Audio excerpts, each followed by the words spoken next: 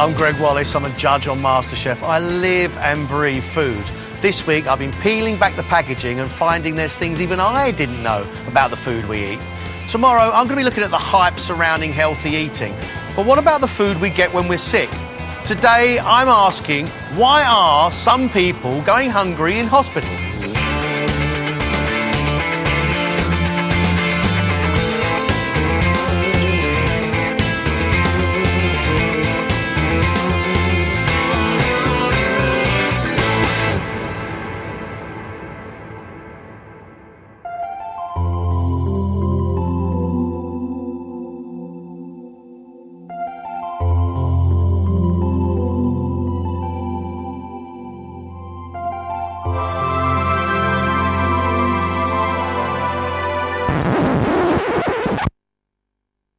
Oh, I was having a lovely dream. But for many people in hospital, having good food and somebody to help them eat it is simply that, a dream. And it can have terrible consequences. Up to 4 out of 10 people entering hospital are underweight, and up to 6 out of 10 people in hospital are malnourished. Now that's a lot of sick people going hungry at a time when they could really do with some good nutrition. Today, we're going to find out why. We'll be talking to Chris Hawkins, who wants to know why his dad missed so many meals. Over that 9 days, he'd eaten up hardly anything at all. Food writer Michael Feasey dishes the inside story on hospital grub in his video diary. I take a lesson in being fed and try out being a volunteer on the wards. I got that wrong, didn't I? I'm not very good at the drinks, am I, at all? Not at all. And we'll meet Sister Liz Evans, who knows the high price of not helping people eat in hospital. Actually, the ultimate worst-case scenario of malnutrition is death. Nutrition is of utmost importance when you're ill, and particularly so for the elderly, who have fewer resources to call on. Chris Hawkins' dad, Fred, was hale and hearty until 4 years ago when he was diagnosed with Parkinson's. He was in his early 70s. That's probably my favourite photo, that one. That was Christmas Day 3 years ago. I don't know, it just kind of sums my dad up, really, with a cheeky grin. He was just a nice bloke, real nice guy.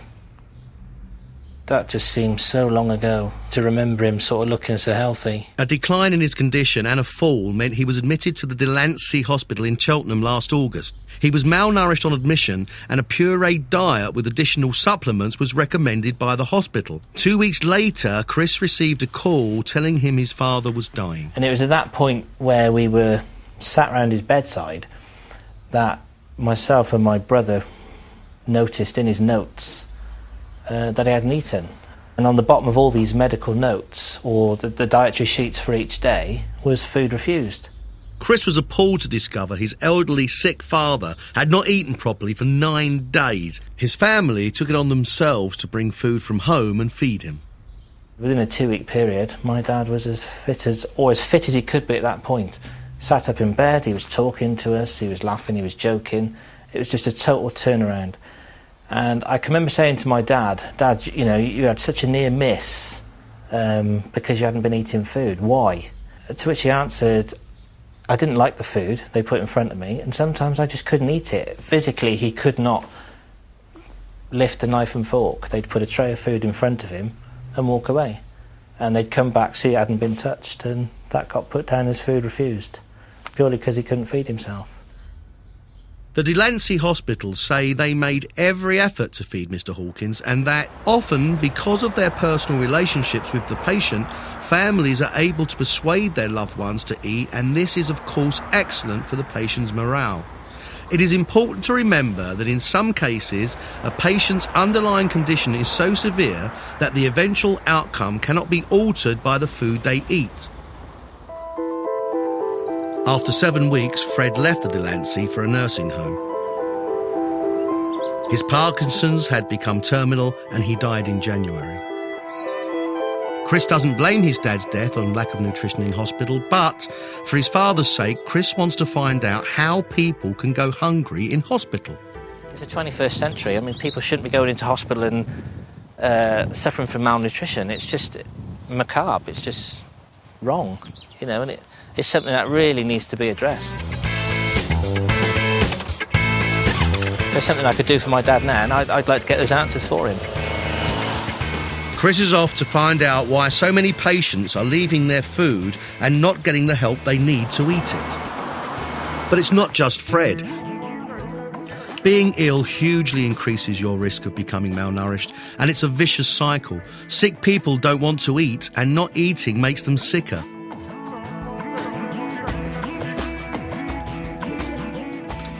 It's partly the way meals are served, and partly the quality of the food that's at issue. What sort of bread do you make? Rolls or... Meet Liz Evans. She's ward sister at the stroke ward in High Wycombe Hospital, and she's got a mission in life, to make sure nutrition is taken seriously in hospital. Look, you've put weight on. Look at that. When you came in, you were 54.9 kilos. I don't know what on earth that is in pounds, shilling and pence. I should know. And now you've gone up to 57.3 kilos. And that's in just over a month. Pretty good. Really good. Really, really good. But the type of food she used to give her patients worked against her. I've got a couple of pictures, a couple of meals of patients, what they were expected to eat. It's quite shocking. I think that's cabbage. I'm not actually altogether sure what that is. And you've got your carrots, and you've got a bit of old gammon, and you've got your new potatoes, but it's been allowed to dry out. Consequently, that person didn't eat. I'm about to show you now, this is an actual meal, and that is how the purees look and used to look on other wards. I'm not even sure what it is. That, I think, is meat. That is some sort of vegetable. That is mashed potato. And that is gravy. Who'd want to eat that? If you are a poor person that can't eat much anyway and can only fancy pureed food, you're only allowed to eat pureed food, you're not going to want to eat that, are you? You'd have to be a genius of a nurse with fantastic skills to try and get anyone to eat that. But it's all changed on Liz's ward. She's always put nutrition first, so when her hospital suggested she trial a new type of hospital food, she jumped at the chance. Yeah, look at this. We'll be seeing how it works later on. Last year, the NHS gave out 141 million meals. Giving sick people 3 meals, 7 drinks and 3 snacks a day at their bedside on a very tight budget is tough. The average spend per patient per day is an incredible £2.60. There are no nutritional guidelines when it comes to hospital food. It's up to each individual hospital to decide how best to meet its patients' dietary needs. Also, there's no central ruling on the amount of money that should be allocated for food. It's up to each individual hospital trust to decide how much money to allocate for food. This means it's a complete and utter lottery. Some trusts make food a priority, others don't. And low quality of food can add to the bleakness of spending a long time in hospital. Michael Feasey is a chef and food writer. He and his wife Claire got married 6 months ago. They live in Dorset. He's recently been diagnosed with aggressive skin cancer. As a chef, it's quite important for me to use good quality ingredients all the time. And I've always had a passion for food. But since I've been ill, food's much more important regarding my health. Because I've got to put into my body that which will heal it. I like that Bill Bryson. Michael is now facing 2 weeks in hospital for an operation to remove the cancer. There we go. He's dreading the surgery, but what about the meals? I've got no illusions about hospital food being, elegant cuisine, but I'm not expecting that. I'm expecting it to be decent. Yes. And at the very least, edible. So what kind of food is he going to get? And will he want to eat it? You really mustn't forget the camera. He's going to keep a video food diary, so we'll find out. Many patients don't want to eat the food they're served. Last year, 37% of patients surveyed by the Patients Forum said they left their meals because they looked, smelled or tasted unappetising. We'll be catching up with Michael in a bit. Also coming up, I'll be checking myself in as a patient to get closer to my subject. Chris will be asking tough questions about why some patients are going hungry because they're not being helped or encouraged to eat the food they need. And our crusading ward sister continues her mission to transform her hospital's mealtimes.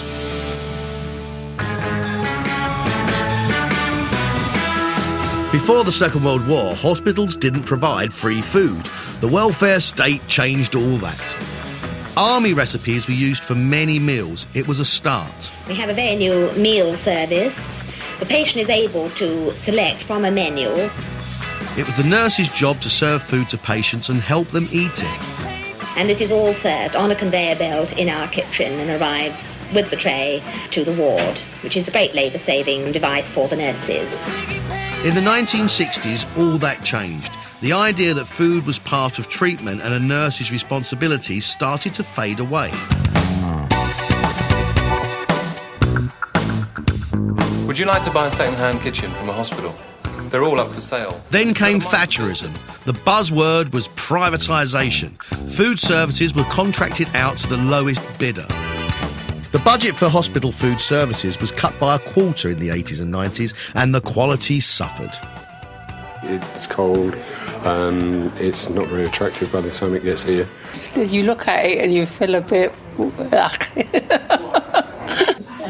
In 2001, New Labour took action and launched Better Hospital Food, spearheaded by Lloyd Grossman. Food is important, we can make it better, and we will make it better, and we're starting today. £40 million was spent. At last, a national focus for hospital food. The scheme had mixed reviews and was quietly dropped in 2006, but it did flag up that many people need help to eat in hospital and just aren't getting it. Of course, the NHS is under pressure from all sides, but here's a worrying thing. Figures suggest that the number of people leaving hospital malnourished is rising. Some figures suggest that that's risen by over 60% in the last decade. And of course, we realise that sick people are more likely to be malnourished, but surely that is what a stay in hospital is supposed to cure. I did want to meet with Alan Johnson, the Health Minister, and ask him what the government were going to do about this, but he wouldn't give me an interview. Although I do have a statement from his department. NHS trusts are putting in place schemes to ensure people do not become malnourished through a lack of assistance with eating and drinking. These include introducing protected mealtimes and red tray systems for people who are at risk of malnutrition. Red trays are to flag up to nursing staff patients that need help with their food. Protected mealtimes mean doctors and other visitors are kept out of wards at lunchtime so patients can get on with the serious business of eating. So how does this work in practice? For ward sister Liz Evans, ensuring her patients eat their meals is one of her biggest priorities, and woe betide anyone who gets in the way.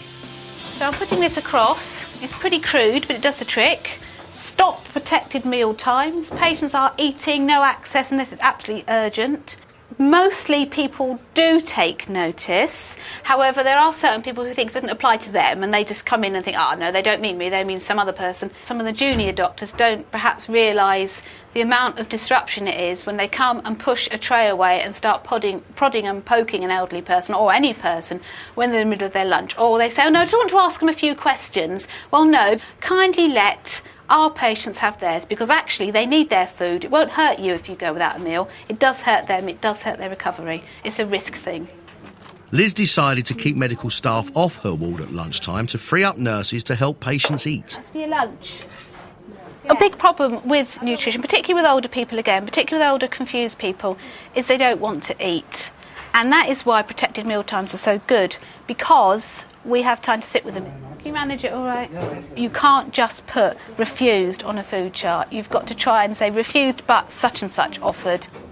Do you need help with cutting those sausages up? No, it's quite... You all right? Yeah. Okay. This refused business, again, it's a bit of a cop-out. Protected mealtimes can be a lifesaver, but it's a voluntary measure, and the Department of Health has no figures on how many hospitals are using it successfully. How are we doing, Chris? But for Sister Liz Evans, this is only a first step. She wants to take things even further. If I had my way, in the brave new world of Liz Evans, I would not have catering staff giving out lunches. No, I'd have nurses giving out lunches. We'll find out later how she's trying to get her way.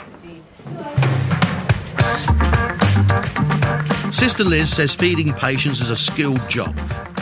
I wanted to find out just how difficult it is.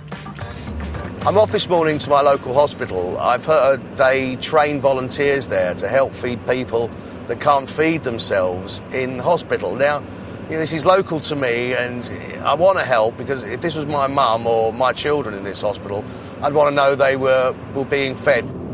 So today I'm going to be volunteering at the Queen Elizabeth, the Queen Mother Hospital in Margate to have a go at helping patients eat. It's back to basics. Ward Sister Tony and student nurse Becky show me how it's done. What you need to be is you need to be at an angle which is comfortable for you and non-threatening to the patient.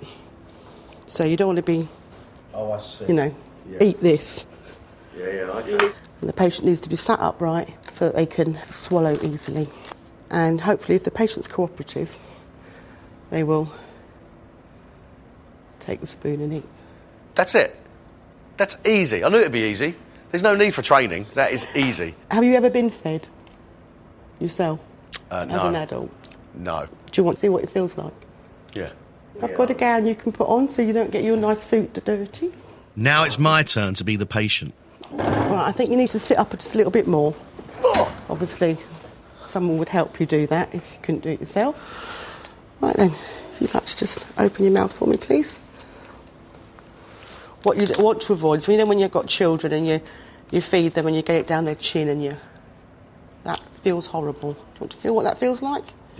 Get it down your chin? Go on. Right, imagine if you get it down your chin like that. Open your mouth now. And then you've got someone going like that. It feels horrible, doesn't it? So you need to avoid doing that. Oh, God. Yeah, and you need to have some tissues. You do that for your patient yourself, but you can do it. No. What I'm going to do now is just go for the key points as far as I can see them. It's make sure you're comfortable, make sure you in no way you are intimidating and thrusting a spoon at you. Small amounts. Yeah. And don't let them get messy. That's just humiliating. Yeah. Right, okay. Well, how do you feel now that you've had a go at being fed? I'm really nervous, actually. I'm not nervous that I don't think I can do it. Of course I can do it. Practically I can do it. Emotionally, am I up to it? This is what I'm worried about, because actually I'm finding it quite sad. Mrs. Price? Hello. The moment of I'm truth. Gregg. Will I be able to do it? Nice to meet you. I'm going to try and help you with your lunch, if that's okay with you. Yeah, of course. All right. We'll catch up with my stint in the wards in a moment.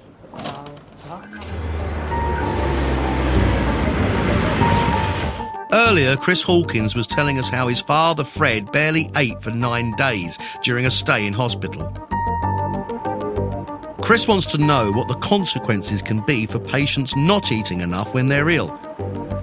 His first stop is Dr. Ray, who's committed to improving nutritional standards within the NHS. If patients become malnourished or are malnourished in hospital, then it can significantly delay the recovery process and increase their length of hospital stay. In addition, it can also increase a patient's risk of poor outcome or even dying. I think it's a huge problem. It's one of national... So malnourishment has a serious impact on patient recovery. But what does Dr. Ray think should be done about it? Food, fluid and nutritional care is a basic human right. The first, most important point is awareness that this is a problem, and that means awareness at the level of the government, at the level of healthcare professionals, and also awareness in the public arena. Chris too wants to raise awareness of the issue of malnutrition for his father's sake. Next stop, dietitian Rick Wilson. He's promoting better hospital food within his own hospital and throughout the NHS. And my dad, when he was in hospital, was served food that just didn't look good, and he didn't have the assistants to help him eat it either. The quality of the food, the recipe, how it's prepared, where it comes from, all the ingredients, the nutrient content and everything else, is probably only half of whether or not it's going to be successful. The other half, the other 50%, is all about that service element. So making sure that your dad got what he wanted to eat, and to make sure that he got the help and assistance he needed to eat it. I can't say too often, really, that the nutritional value of food not eaten is nil. Chris doesn't think that his dad got that help when he was in hospital, but what stops a hospital making food a high priority? There is an issue about how much we spend on food.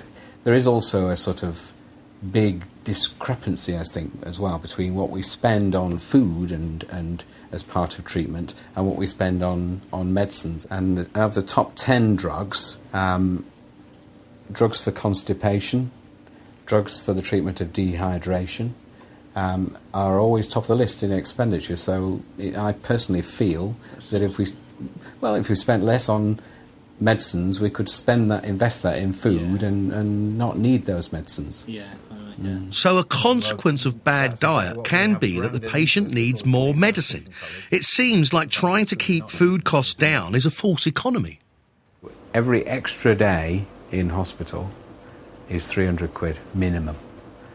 So if you don't nourish people on the ward, they're going to take longer to get out. And every day is costing you 300 quid. So it's very much in the institution's interests to make sure you eat and drink properly. An estimated £7.3 billion is expected to be spent this year on malnutrition in the UK. That's a lot compared to the hospital food bill of £376 million a year. More of Chris's investigations later. Now for my turn on the ward to get a sense of what the struggles surrounding mealtimes are. Mrs. Price? Hello, I'm Gregg. Mrs. Price is 74 and in hospital because of reduced mobility. Like many patients, she's too weak to feed herself. If she didn't get help, she'd be at risk of becoming malnourished. So today I volunteered to do my bit. Are you hungry? Not particularly, but I'll try my best. Now, right, this is the cauliflower cheese. Now, what concerns me here is how hot this is going to be. So I'm going to start with a little bit, and I want you to tell me if that's too hot.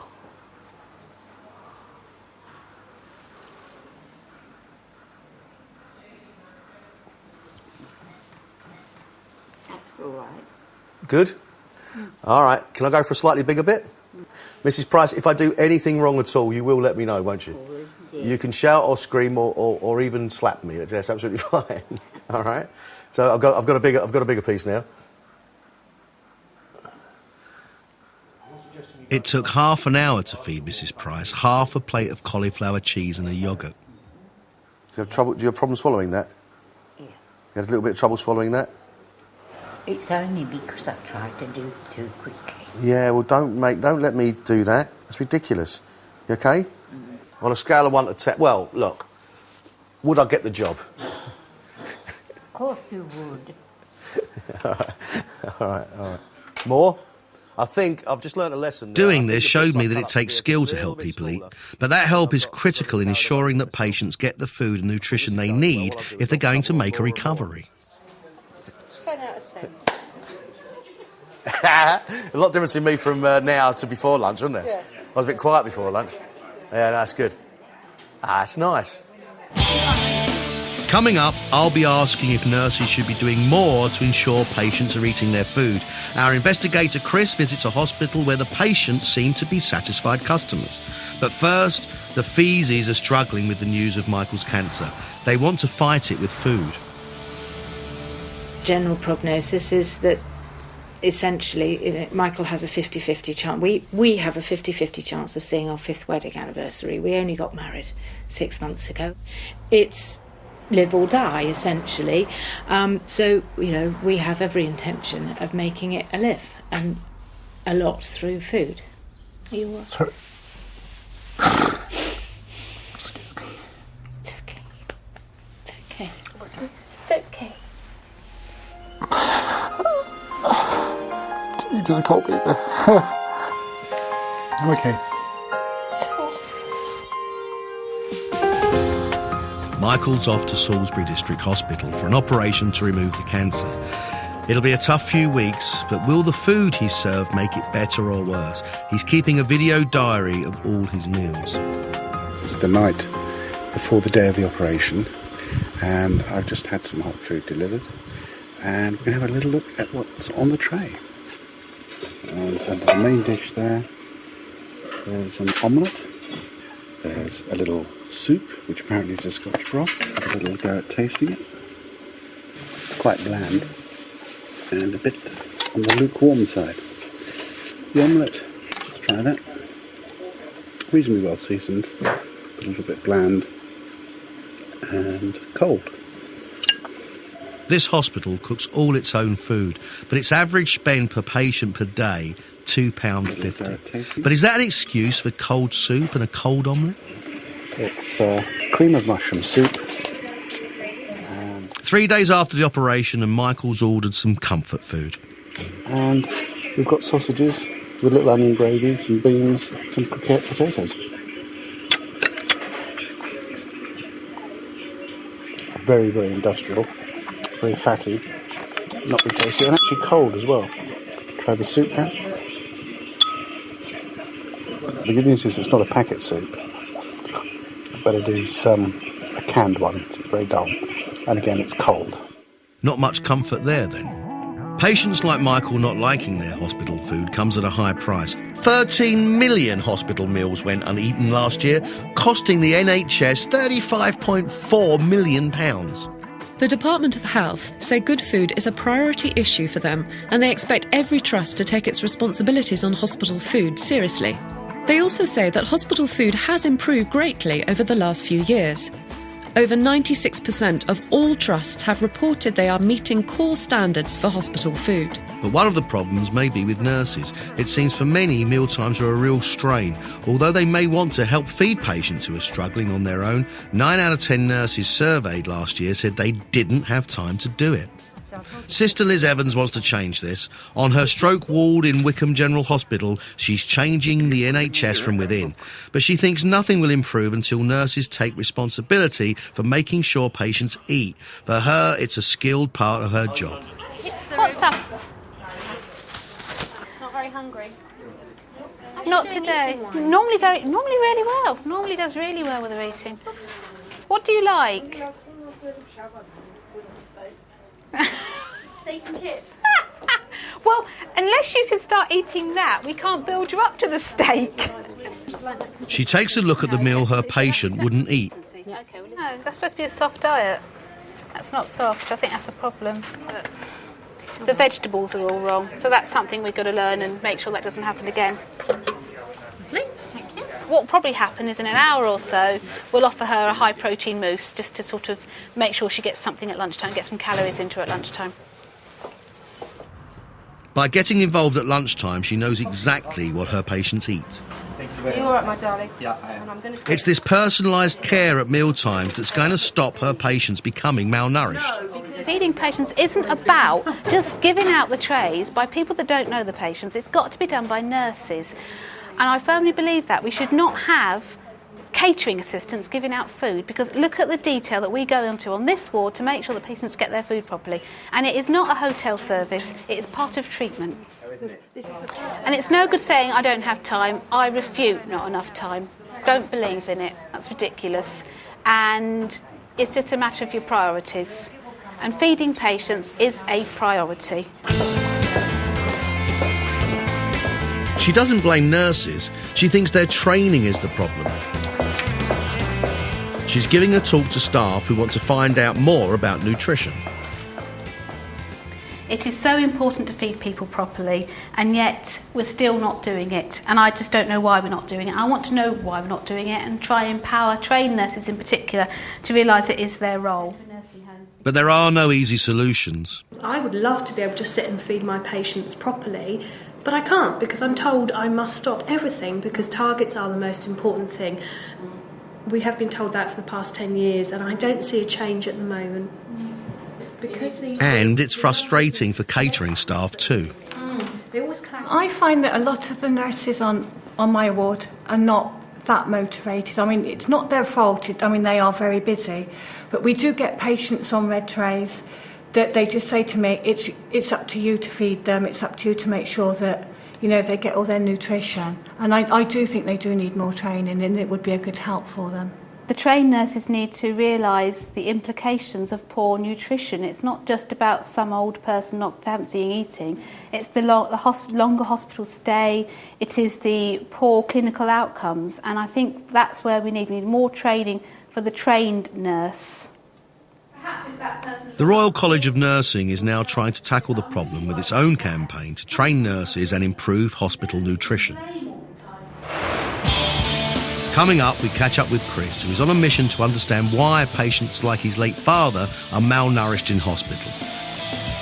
Sister Liz introduces new food on her ward, but will her patients like it?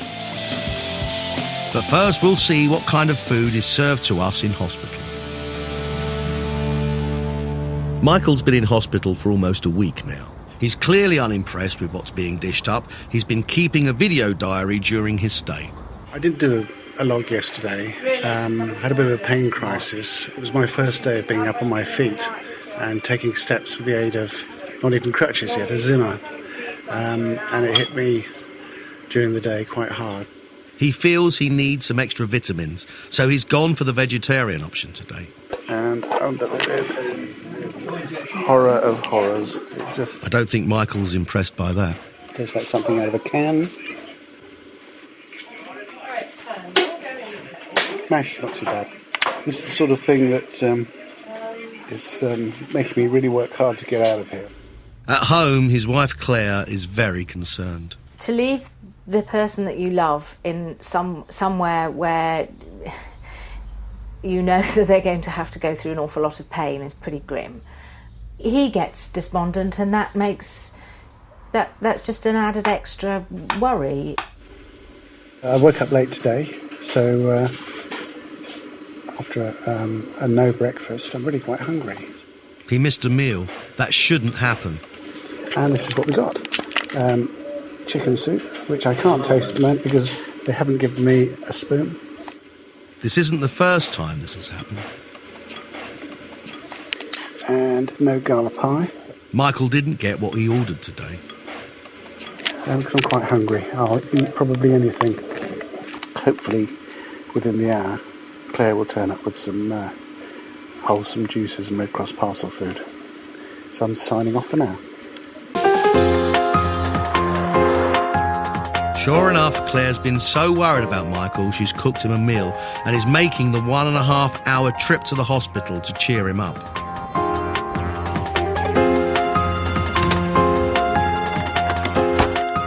One of the things she brings him is yoghurt with fruit in it.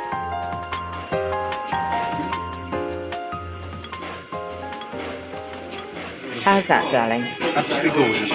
Yeah. And you know how you eat food sometimes you actually feel that they're doing you good? Yeah. I get that impression now.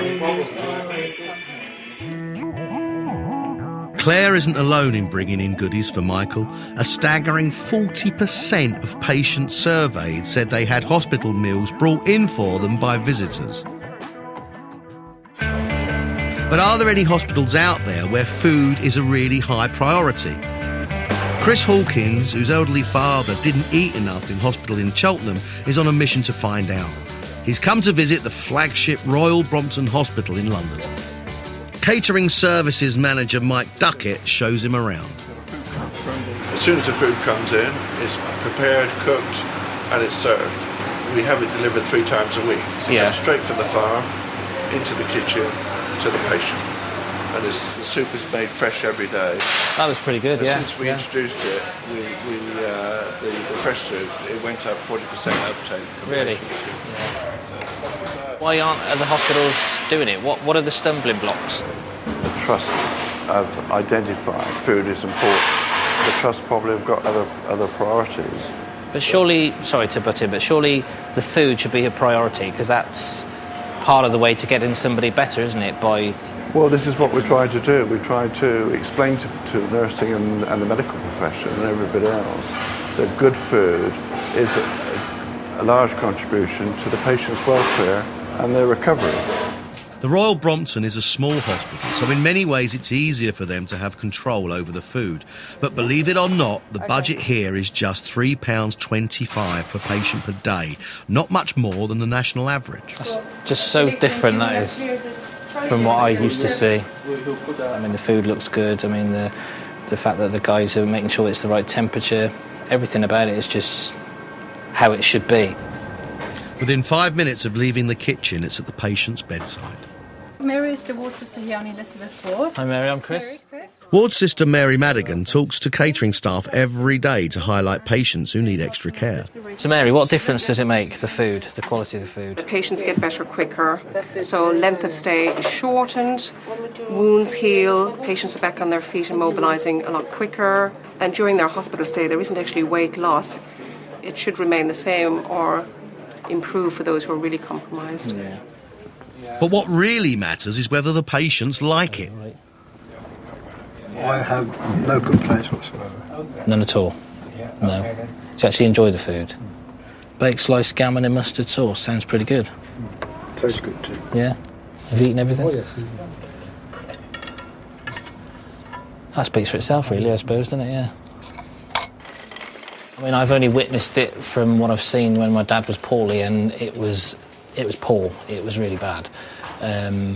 So to come here and see the way the food's cooked, presented, served, and the fact that patients enjoy it, it's brilliant. Yeah. So I mean, it's totally opened my eyes, and yeah, I look at it totally different now. It's just hopefully these sort of things can be implemented all around. Yeah.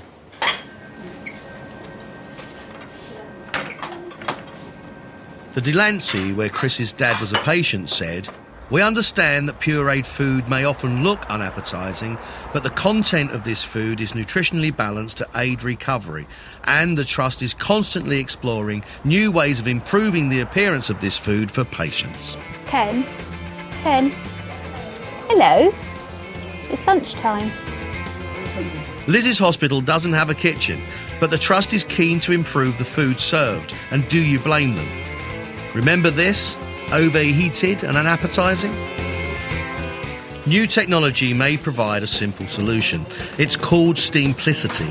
Microwave ovens are used on the wards to steam food that arrives at the hospital in individual portions. It's a very smooth system. It runs itself, really. It's a sad day. The food is ready to go only steps away from the patient's bedside. This means there is a much better chance of the food remaining nutritious. The food is completely different. It's colourful, it's well presented, there's so much choice, it smells good, it ticks all the boxes, which are the reasons why people don't eat. The food wastage on the ward before Steamplicity was outrageous. We were always trying to get different things. Since Steamplicity is a lot better, you're not going to please everyone all the time, but on the whole, people do like what they eat now. If a patient is tempted by what's put in front of them, then it's more likely they'll eat it and reduce their risk of malnourishment. Oh, it's exceptionally good. The range of offering is quite remarkable. Oh, I find them delicious. Okay, thank you. But nothing is perfect. Liz still has to be vigilant with her more vulnerable patients. I've got to make sure that you're eating. I am. Yes. How is it today? What do you think? Be honest. What do you think of it today? Very good. Is it all right? What about the vegetables? Because somebody else was having problems with them. I didn't eat them. They're a bit hard. Yeah, they're a bit hard. That's what we thought. But the mince is all right. It's very Yeah. That's the only problem with Steamplicity. They don't boil the vegetables enough. It's all right if you're young, healthy, and you don't have problems with swallow. But if you've got a bit of problems with swallow, it's more of an issue. Yeah. So Mr. Rain is going to leave his vegetables, which means he won't be getting his vitamin C. Fabulous. But after a successful pilot, Steamplicity is now being spread across the rest of the Trust and to other hospitals around the country. Michael Feasey is back at home, convalescing. What kind of memories will watching his video diary bring? Eating hospital food generally just depressed the hell out of me. I was pretty low energy, low spirits, and I was pretty miserable, let me tell you. It was off the scale. I needed that nutrition. With this kind of a diet, I just felt I wasn't getting any help at all. Worse than school meals, worse than airplane food, worse than the worst cafe I've ever been to, frankly. Empty calories. That's it, really. And a waste of money. which is sad, because that's all our money. Everybody's money.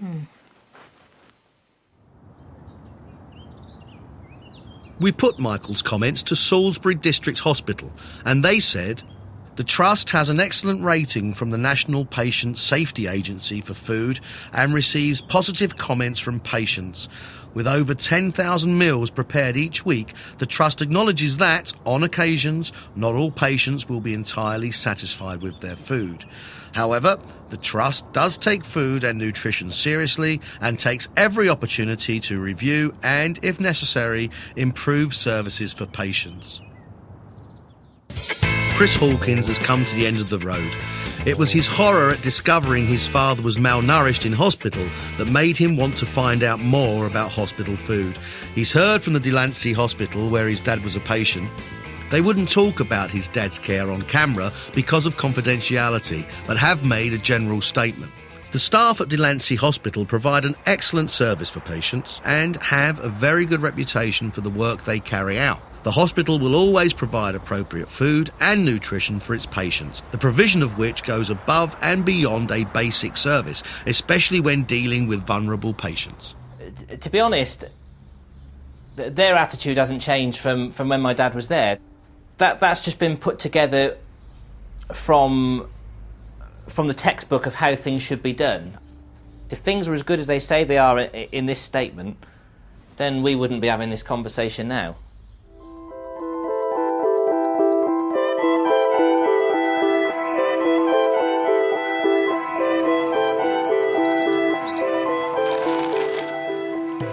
Despite the frustration, Chris is glad he tried to find out more about people going hungry in hospital.